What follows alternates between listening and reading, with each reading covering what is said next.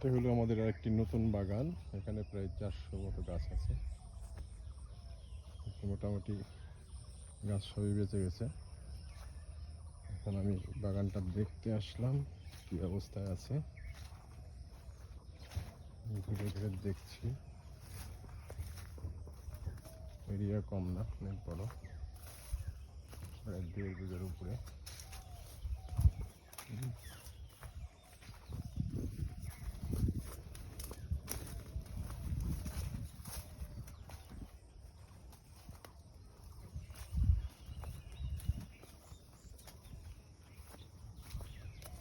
কিছু কিছু গাছ খুব দুর্বল হয়ে আছে, এগুলো হয়তো ফেলে দিতে হবে। এখানে একটি গাছ লাগাইতে হবে।